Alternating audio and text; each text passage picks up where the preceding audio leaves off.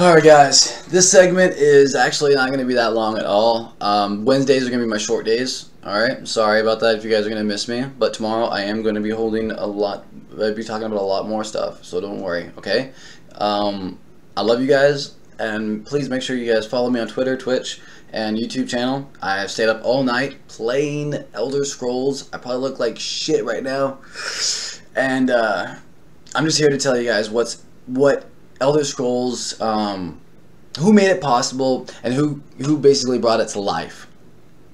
And a lot of games out there that claim to be one of the best, or exploration and all that crap. Well, the Elder Scrolls series actually is a really good series, and it actually has a really unique history with it as well. ZanyManiacs is the mainly responsible for this video game. Lack of sleep, guys. Bear with me. With Bethesda Studios, together they've helped create this video game possible, and their past video games actually influenced some of these games, and you'll know what I'm talking about when I talk about that. For one thing, now the voices in Elder Scrolls. Voices in Elder Scrolls are very scarce. You might run into like about 100 people with the same fucking voice actor. Those voice actors we're not going to get into details with. The basics, you know, but Elder Scrolls Online, that's one thing you guys are lacking here. Add more voices in there, a little bit more variety. Right now, everyone sounds the same. It's kind of weird. I go to a blacksmith and say, "Hey, what's up?" And I go to a weaponsmith and say, or fisherman, sorry. I go to a fisherman and be like, "Wait, you're the same person, but you look different." So, please, you can work on that, if anything. All right, now actors and video games. Actors in video games blew my mind when I was playing Half-Life. Half-Life was actually one of the first games that I was just like, she's hot. And she's an actress? What? And they're all considered voice actresses, I guess, or actors. But this particular person, and in Half-Life was the very first time that I've actually noticed that they actually got paid a lot of money doing it. And almost as much as movies. It's pretty impressive. Everyone knows Underworld. Everyone knows the badass chick in Underworld, Kate Beckinsale. Well, Kate Beckinsale plays the Queen Irene. And if anybody knows who that is, if you've watched the cinematic trailer, you can see her being a badass in the original form. Or you can check it out in Elder Scrolls Online as the Aldair Dominion main leader. Now, she is the High Queen of Somerset Isles. A lot of people are skeptical about it. However, there's a lot of things that make her different from any other High Elf or anyone from Aldair Dominion. She actually for one thing, she's one of the youngest High Elves to ever take the crown. Also, she traveled the world. She traveled the entire world, learning about culture and learning about other races. Her whole remaining life. Now, remember, elves live a lot longer life than normal humans. The younger, like, she might be 14 years old traveling this world, but in reality, she compares to a 38-year-old. As far as maturity level goes, you know? So, high elves have just a little bit more intellect, and they have just a little bit more comprehensive abilities when it comes to the world, and it comes to magic and knowledge and all that shit. So, she was the youngest, and she traveled the world, so she has a lot of know-how about all the races. So, it gave her a little bit of a warfare advantage as far as making her, queen for the Aldair Dominion. She's the most battle-ready in the world. Kate Beckinsale as Queen Irene, and I can't wait to actually meet her. I'm playing the Ebonheart Pact as a Breton, so I can't wait to see what she sounds like in this game. It's gonna be pretty cool. Michael Gabon. Michael Gabon is a very well-known actor. He's a really good actor. He plays the Prophet. What a role, right? The Prophet. The Prophet is a man that you meet in the video game in the very first Elder Scrolls you play for consoles. He's been in every single Elder Scrolls game. Now, no one knows exactly who he is. You just get a little skeptical on if he's a good person or a bad person. And I think that's only in the game of Oblivion that you think that he might be working for the bad guy. But the Prophet is a person that you probably would never thought of. He's actually the former Emperor of Cyrodiil. Now, in this game, he was supposed to become something much more than a human. He needed a particular ritual to speed up the process so that he can actually help his people out. Now, Metamarco, the fucked up sorcerer from Molag Bal that actually helped Molag Bal come to Tamriel from Oblivion, open the portals through this ritual. He went up to the prophet and said, hey, you want to become more than a human? Then I have a way to do that. Where's a ritual? And unfortunately the ritual, as you saw in the tutorial when you first started playing the video game, that he trapped the prophet in Cold Harbor or Oblivion. The prophet is also part of the 5 companions that have to do with saving the world of Tamriel, and you'll learn a lot more about them too. I'm not going to get too in detail, I don't want to spoil some things for you guys, but the 5 companions make a big difference, and you probably heard them in Skyrim and Oblivion. 5 companions. Now, now as far as him being Dragonborn, who knows? Only time will tell to see what that is. And if you play any other Elder Scrolls games, you already know the answer to that question. Moving on. There's a lot of Daedra princes in the world. A lot of Daedra princes that look like girls. Unfortunately, they're still males. It's kind of a weird world we're living in Tamriel, huh? Where demon lords are guys, no matter what, even if they have boobs. Well, an unexpected person to play one of those particular persons, the Daedra Prince of Day and Night, the Twilight Prince, is Lynda Carter. And who's Lynda Carter? Well, if you don't know who Lynda Carter is, smack yourself in the face, because she's Mrs. World USA! AKA, she's also the wife of the CEO of Bethesda Softworks Studios, mini little hut version of Zany Maniacs. See, because of her husband, this whole game was possible. And she actually plays in a lot of Elder Scrolls games as far as a voice actress. She played in Skyrim. She played in Oblivion. Check that out. She's actually played in a lot of Elder Scrolls games. And she has a lot to do with them. Now, Bill Nye, not the science guy. Bill Nye. He has played in so many. The Hitchhiker's Guide to the Galaxy. He plays that weird cuckoo head that makes the worlds and shit. He's also in Underworld with Kate Beckinsale as the Vampire King, you know? That's cool. He's a great actor. Fantastic. He mainly plays in British films. He also plays in the films of Shaun of the Dead.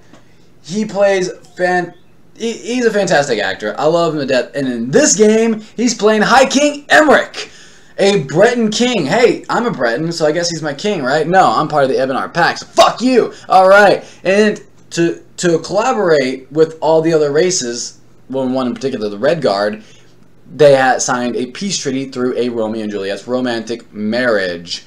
And they got married, he got married to the Queen Maria,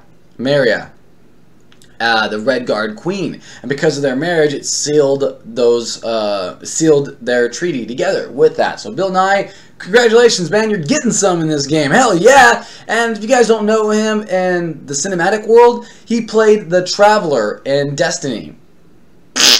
He did a good job. He made that character come alive. In fact, he's probably one of the best characters in there, besides Bender, of course. Awesome. And who can't forget the Firefly Captain himself, you know, playing in Destiny. Congratulations, buddy. I was really hoping to see you in this game, though. So you need to actually pick up a role in this game, probably in the expansions or something like that.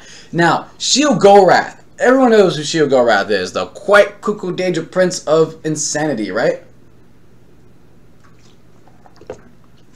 Yeah. But you know what he also is? He's a voice actor that you might recognize him as Fievel Goes West, as the cat. Does he play the cat? No, he plays the cat. He plays the evil cat, the bad guy in The American Tale. That's right. He's actually playing in Sheogorath. He's playing as Sheogorath, the cuckoo head. A cuckoo cat is playing the cuckoo head. Now, that's awesome. That's pretty cool. Now, those are the people that made this come alive. I appreciate everything you guys done. You guys have done a wonderful job making these actors come alive. I cannot wait to see you in this new adventure we are having in Tamriel. It's awesome. Now, for the people that actually created it. ZeniManiacs Studios helped create this video game, and they're the main reason why this game actually came out the way it did. They're an American media company. They were created, I think, in 2002.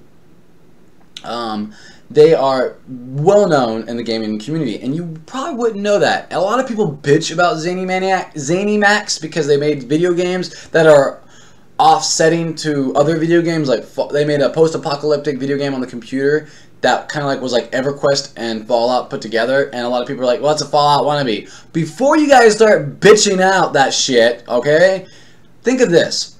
ZeniMax Studios actually owns a lot of smaller studios. ID Software. ID Software is well known for making what?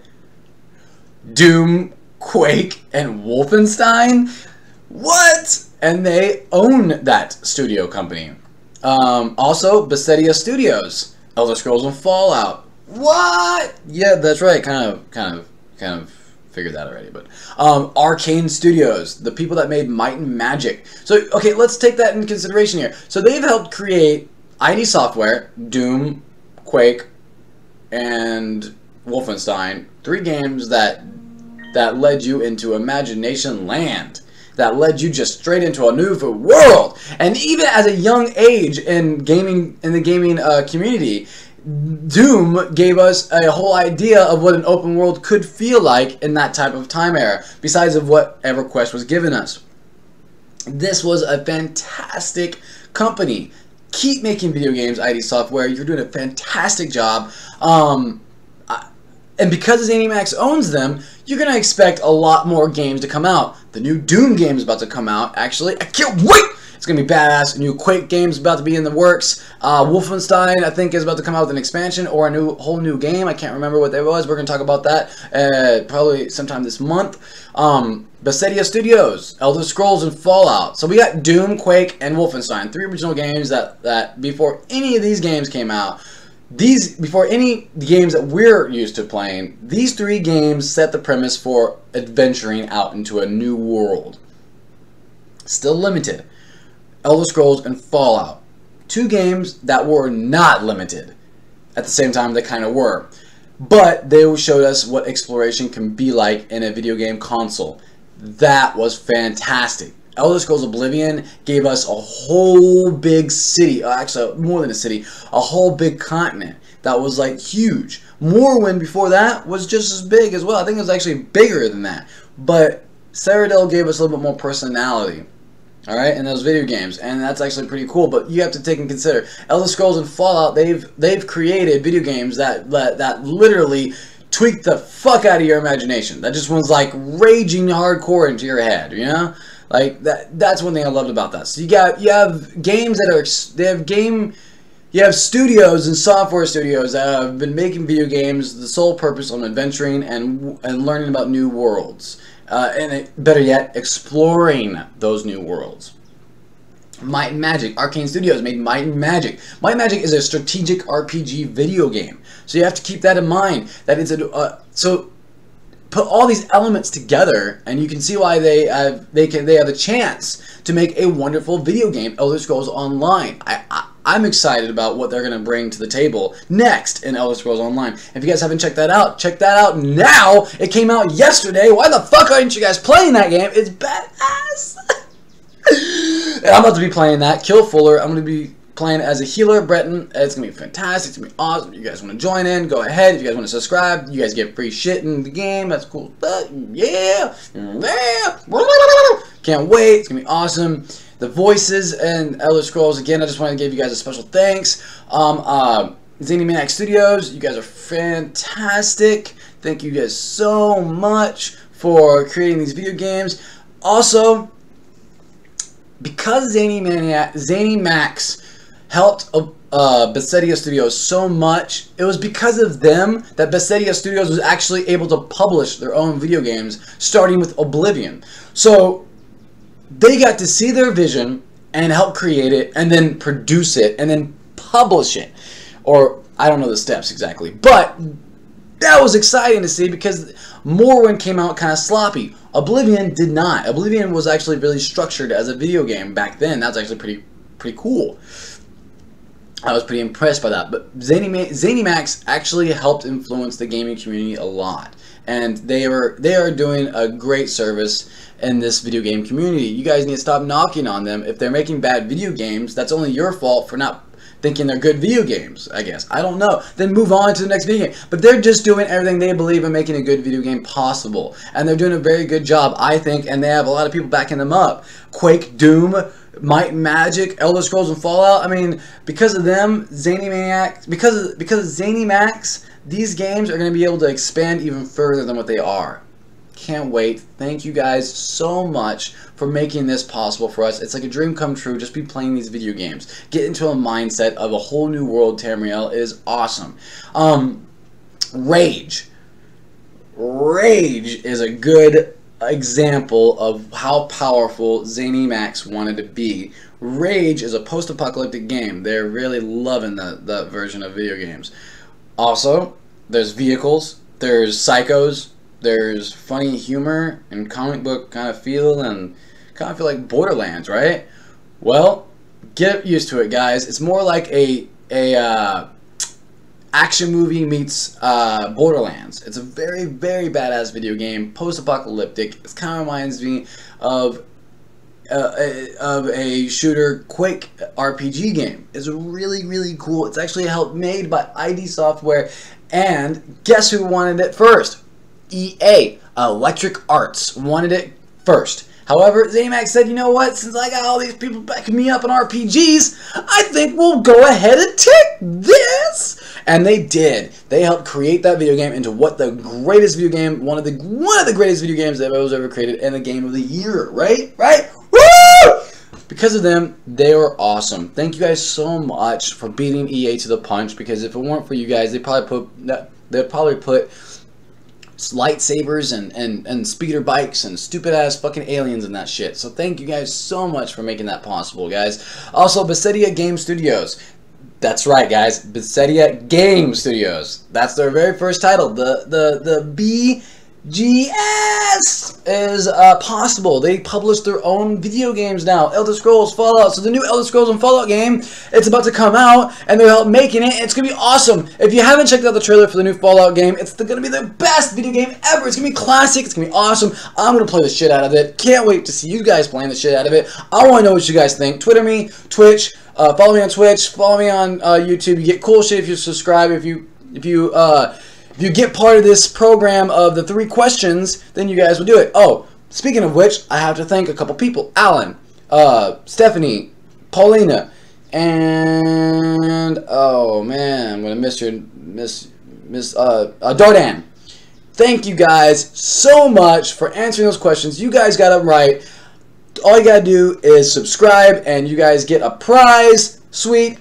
Thank you guys so much for participating, and you guys also qualify. If you guys subscribe, you also qualify for the end of the week grand prize, which on Saturday I will be announcing what it is truly. And it's gonna be badass. Cannot wait for you guys to see that shit. Now, for the 3 questions of the day. All right, what is Professor X's full name? I want to know his full name, guys. Every bit of it. All right. Question 2. Where was Nightcrawler hiding when the X-Men found him? What country? Alright, 3. What did the original Beast look like? Email me, guys, at jcfuller420@gmail.com. Message me on one of these message boards. Follow me, subscribe, you get cool shit, alright? I'm going to go play Elder Scrolls. If you guys want to play with me, I'm Kill Fuller. I'm a healer, Breton on Ebonheart Pact. Guys, check me out. I love you guys so much. Thank you guys for watching. Again, it means so much to me that you guys are supporting me, and just think of me as a cool person. God. Love you. Bye. Don't forget me.